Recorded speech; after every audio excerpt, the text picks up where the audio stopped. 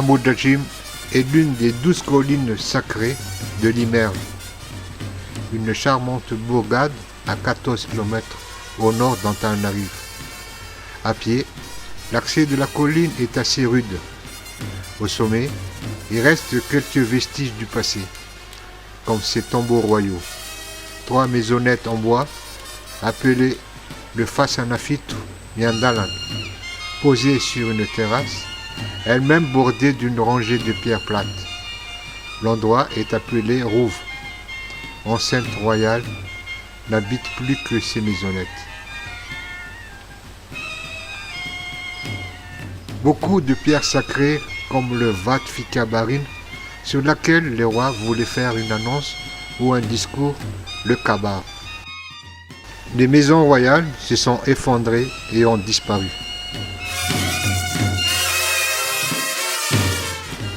Entre les tombeaux se dresse une pierre levée et ornée de 2 saints sculptés appelés Vatchiminun, symbolisant la fécondité.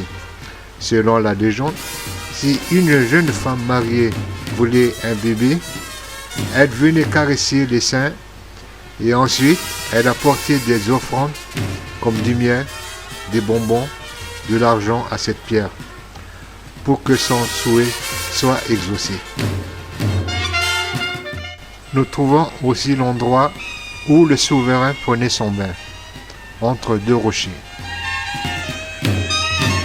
Nous voyons ici l'empreinte d'un pied droit d'un géant appelé Rapetu. Et selon la légende, l'autre trace se trouve à Mbuji-Rapetu. Nous distinguons sur ce rocher imposant un trou qui fait allusion à un sexe d'une femme. Dans l'espoir d'avoir un enfant, une jeune mariée lance un petit caillou, cette fois dans cet orifice. Après cela, elle fait un sacrifice aux ancêtres. Dans chaque entrée du lieu, des pierres levées appelées Vatla, pierres mâles, sont dressées.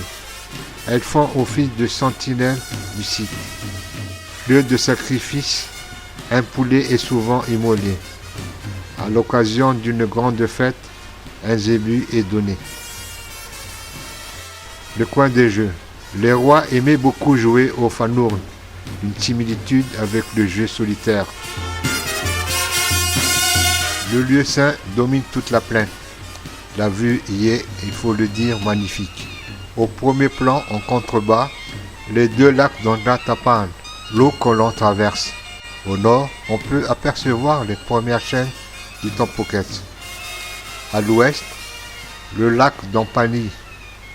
C'était en cet endroit, à la mort du roi, qu'on lavait son corps et vidait ses entrailles pour la cérémonie des veillées qui pouvait durer plusieurs jours.